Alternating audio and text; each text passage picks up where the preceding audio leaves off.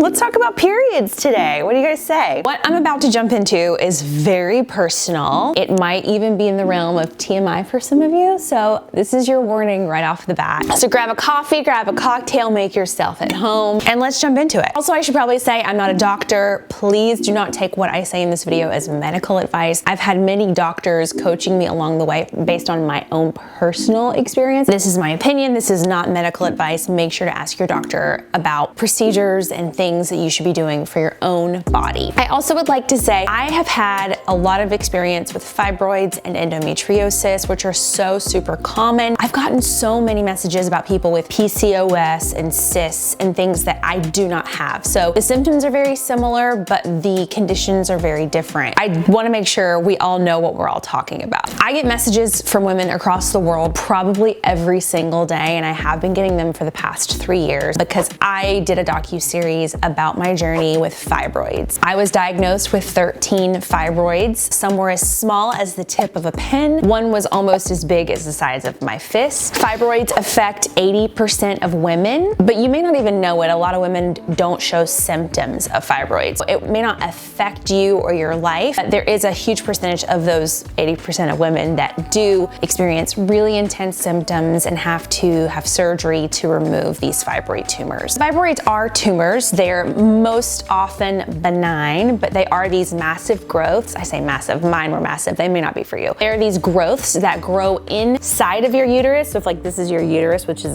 this is not the shape of a uterus, but they can grow like inside, like a little dandelion inside. They can grow in the wall, kind of just implant themselves in the wall of your uterus, or they can kind of grow outside of the uterus. I don't know if this was helpful at all. This is why you should talk to your medical professional. I had 13 tumors that were mostly outside of my uterus. What's really great about that is they weren't inside the lining, which is obviously where you have babies and babies grow. I was lucky in that way that they were all growing outside. Speaking of babies, I am trying to have a child. You guys know I suffered a miscarriage earlier this year and am in a very deep well of fertility stuff. I'm gonna be sharing some of that here on this channel. It's very personal. This is going to be part 1 of many videos that I'm going to be calling the Baby Steps series to show you guys what we're doing to try to have a baby, the challenges that we're facing behind the scenes, and things that aren't really talked about publicly that I had so many questions about. I didn't know that I had fibroids. No doctor, OBGYN had ever told me. Plus I hadn't been to the OBGYN in so long, which do not do. You should go every year. One night I think it was a Halloween party Matt and I just got back from. I was doubled over in cramps and pain on the floor. He's like rubbing my back. I'm like yelling. It was 2 o'clock in the morning. I told my husband, I was like, we have to go to the hospital. Something is wrong. They did many ultrasounds. So they told me I had a ton of fibroids. My back pain actually was coming from a tumor that was about this big, sitting on the back side of my uterus. Anytime I was on my period or about to start my period, or anytime my uterus was swollen because I had endometriosis and I didn't know it, it would swell here and it would push this tumor up against my back. It was insanely painful. I had terrible periods, tons of blood. It lasted for like 7 or 8 days. Cramps were breathtaking, not in a good way. My uterus was so big, I had the belly of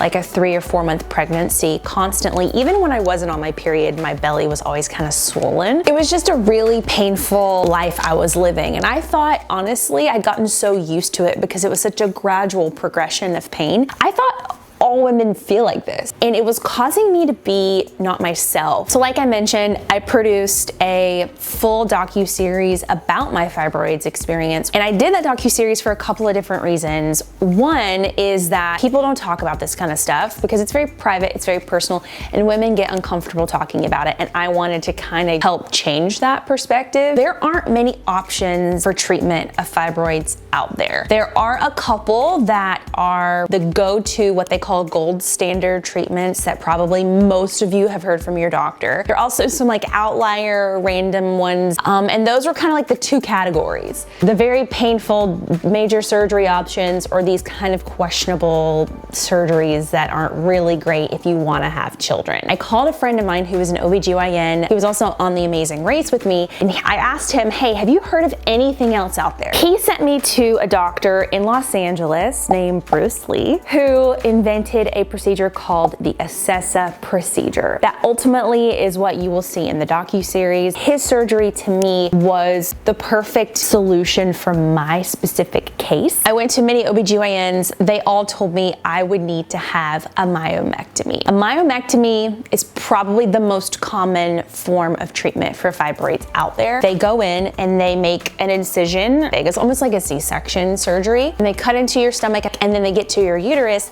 and cut out all the big fibroids, like the ones that are really the troublemakers in your uterus. The problem with that is they have to leave maybe some other fibroids that they see in there, because if they cut out everything, then your uterus would just be all cut up, and they don't want to do that. They only want to remove the big ones that are causing you pain and issues. So not only is it major surgery, very bloody, it also has a risk of them leaving fibroids behind. The other downfall about myomectomy was the downtime. It was going to take probably a month or more, 6 weeks, to fully be able to get back to life again. And the other con was possible scar tissue. When you have someone slicing around your uterus, there is a high risk for scar tissue. Even if you have a great doctor, your uterus might scar more than someone else's. And it seemed to be that's what everyone told me I had to do. The other option that a lot of people face with fibroids, your doctor will tell you you have to have a hysterectomy, which is when they take your uterus completely out, which obviously means that you can't have babies naturally. And ladies, if you have really big fibroids and they grow to the point where you look very pregnant, your doctor might just tell you you have to have a hysterectomy, and that may not be the case. So please, I would highly recommend you do lots of research to see if there's another option out there. I had OBGYNs tell me myomectomy was my only choice, and after they would cut all the big tumors out, my uterus would look like a Franken uterus. They said it. They said Franken uterus, which honestly, just from a marketing standpoint, doctors don't tell people that they'll have a Franken uterus. So let's talk about the procedure a little bit. The Acessa procedure is a newer procedure. There aren't decades of studies done about whether or not people can get pregnant afterwards, but it has been around long enough for my doctor to watch hundreds, if not maybe at this point thousands of patients, see how they're progressing. And my concern was obviously about having children, if people were able to have children after this surgery. And he has many, many cases of patients who have had many children. And I did get pregnant this year, so I know that it is possible to get pregnant. The Acessa procedure is FDA approved. It's minor surgery. It's not as bloody. The incisions are not as big, and the recovery time is really short compared to any other treatment that I found. So the doctor will make an incision inside of your belly button, so you won't even ever see that scar if you scar easily. Then there's one small incision around your bikini line. The doctor goes in with 2 rods, and one has like a camera and like an ultrasound on it, and the other is the treatment rod, which is basically like a needle. And he kind of takes the camera and finds out where the tumor is, and then he takes the needle rod tool, goes into the tumor, he like punctures into the tumor, heats it up to a degree that will kill the blood supply, but not so hot that it damages your uterus. The goal is to kill the blood supply to the tumor. And once the blood supply is gone, the tumor starts to soften, because originally they're tough and they're hard and they're fibrous. Once he treats it, the tumor softens, and then over time starts to shrink, kind of like a grape to a raisin, and your body will reabsorb some of that leftover tissue, and some of that tissue just kind of is just protein and just floats around and doesn't ever go away, but it won't ever be a fibroid again. Because of the type of procedure that it is, it can treat fibroids all the way down to like the size of a pen tip, and those would not have been treated had I done the typical gold standard myomectomy procedure. It would have just been left, and then in 5 years I might have to have a surgery again to remove that one because it had now grown. So if you watched the docu-series, I had some complications, and a lot of you are asking me what the updates are. I had 2 complications that are not typical or normal. I had a really bad reaction to anesthesia. I've never been put under before. I'm also very sensitive to a lot of medications. I'm allergic to a lot of medications. I think the actual cocktail of anesthesia, which is very standard, was not the best cocktail for me. I woke up feeling so depressed and so sad. It was, I mean, I'm gonna say it, it kind of felt like I was like, oh, I want to like never wake up again. Like, it was really dark, depressing, sad thoughts that I've never had in my life. You've watched some of the footage, you can totally see that written all over my face. And that can happen to some people. And it took me about 4 hours to kind of come out of it, but coming out of anesthesia was really one of the worst parts of surgery for me. Also, I've read articles that if you go into anesthesia, worked up, anxious, scared, fearful, crying, which I totally was. I was freaking out. Sorry, I'm gonna be strong. I'm gonna be strong.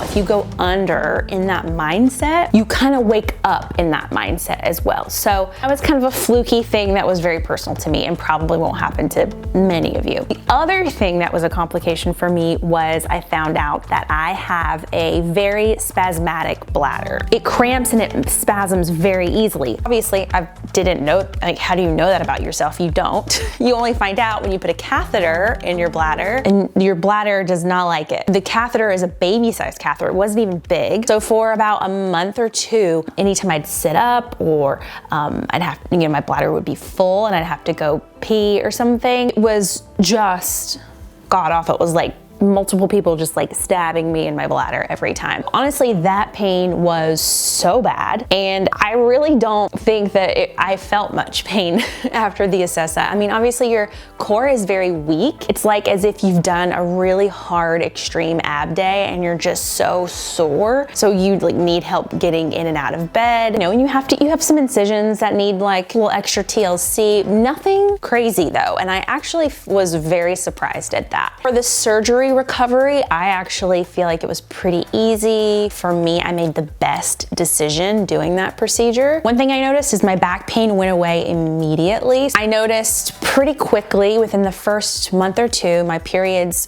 were so much better. They were a lot shorter. They were like 4 days, 4 to 5 days, with just 2 days of heavy bleeding, which was like 5 days of heavy bleeding before. The cramps were not nearly as bad, nor were they as often. And I just felt better. I just felt more like myself. So let's talk about endometriosis. I did not know that I had endometriosis going into it. Most people don't know for sure if they have it unless they have surgery. That's like the only way you can be completely diagnosed, I think, with endometriosis. There was some found inside of my uterus. Dr. Lee treated it while he was in there. There are different ways to treat endometriosis. You can kind of like heat it up and kill that spot, or you can have it excised, basically cut out. He did not cut it out, but he did burn it. The endometriosis could come back after that procedure, but it did alleviate some of my symptoms of endometriosis for a very long time. I have a friend who has a nonprofit called Endoco, and I will link to her in the description. She posts so much valuable content about endometriosis. Make sure you go follow that account. One post-surgery symptom that you do have to consider when you do pretty much any surgery that involves the abdomen. During surgery, they pump your belly full of air in order to have room to kind of work around. Then when the surgery is over, the doctor will push down on your stomach to get all of that air out, inevitably leaves some behind. I was actually afraid of this. I'd heard horror stories of the pain of gas after surgery. So you do have to walk a lot after this surgery in order to get that air to move around and, passing all of your gas in all the usual places. That lasted for a week or so, just really having to walk and move it all around. So recovery time, I would say I was pretty much in bed for about a week. I went back to work part-time after that. And then my full recovery, when I started to be 100% feeling like myself, was more like a 6-week time frame. Again, a lot of that had to do with my bladder and not the Acessa procedure. I've actually gotten a lot of questions from people about your stomach shrinking because, like I said, you do end up having the uterus. I had the uterus of like a 3 or 4 month pregnancy. Some women have the uterus sizes of like an 8-month pregnancy. And usually when they're that big, doctors will recommend hysterectomy, but a lot of those patients can be treated with the Acessa procedure. I would highly recommend at least just having a consultation with Dr. Lee. He can give you a lot of great advice that I would butcher. I saw a noticeable difference in the size of my stomach. I don't feel like the pooch has ever gone away completely. I do think it shrank significantly. I did see a change in my belly. Mostly my belly before was hard. Now it's not. It's very soft, but you can tell there is just a little bit of like distension that I think will never really go away for me because there are 2 factors. Endometriosis causes bloating, and when your uterus bloats, you look like you're pregnant. It happens. It happens to all of us who have endometriosis, I think. And the other thing is, I think I had so many tumors, there's still some tissue in there. You know, your uterus is really small. It's like this big or so. Don't quote me on that. So when you have all these big tumors, even if they shrink, there's still some tissue kind of hanging around, which causes, you know, your belly to be just like a little bit bigger than it normally would be. It doesn't really bother me though. I don't know if that's because I'm confident in my skin or I'm just in my 30s and I really don't care anymore about what people think of my body. But I really just know that my body has been through something and I have to love it no matter what it looks like. Yes, I think you will see a reduction, but it may not be 100%, but it might be, who knows? Everybody's body is different. If you've asked me if I would do the procedure again, 110%. My husband hates it when I say that because you can't really have like more than like 100% certainty, but 110% I would do it again. Not only do I feel so much better, I feel like Dr. Lee in particular, there are doctors who do this across the country, by the way. He has trained other doctors, but I would recommend if you can afford it, if you can come to LA and have him do it, I would have him do it. He invented the procedure and he's such a master and he's so smart and he's such a good doctor. He is just everything you could ever want. He takes so much time with you. He does not give you canned answers. He really cares about women. He did fertility for forever and then he went on this road to try and give women more options because he felt like the options were so bad. Like a person who's willing to stop their career and invent something to help women, which honestly doesn't happen very often, is just shows you where his heart and his mind is. I call him my medical dad because he really is just that amazing of a human being. So with regards to my fertility, a lot of you want to know about that. I did get pregnant this year. I do think I am struggling with some fertility things that have nothing to do with fibroids. Thankfully, the fibroids are not an issue at all in my fertility thanks to this procedure. So I can check that off the list as not an issue. The endometriosis might still be an issue. We aren't really sure because endometriosis is so unpredictable and it changes and it's different for every person. That still might be an issue. I also have some other things that I'm dealing with. So I'm really glad that fibroids is not on the list. If you want more about my fertility journey, go ahead and subscribe. If you like the idea of following through with all of the baby step videos, thumbs up this video, let me know in the comments if that's something that you want to see. I know this video is getting very long. I am going to list in the description box below some steps and things that if you are going to do this procedure that I would recommend you do to prep ahead of time, whether that's food prep, bandage prep, things that are just more tactical and helpful. I do try and answer questions that people have about the procedure as I get emails. I get a lot of them and it gets to be really tiring. So if you have a specific question, comment it down below so that if I can answer it here, it will allow me to answer it for thousands of people, not just one by one individual emails. I will link Dr. Lee's info down below. Please talk to your doctor. Always get second and third opinions. You are your best advocate, and if something doesn't feel right, spend the time and the energy that it takes to find something that does feel right.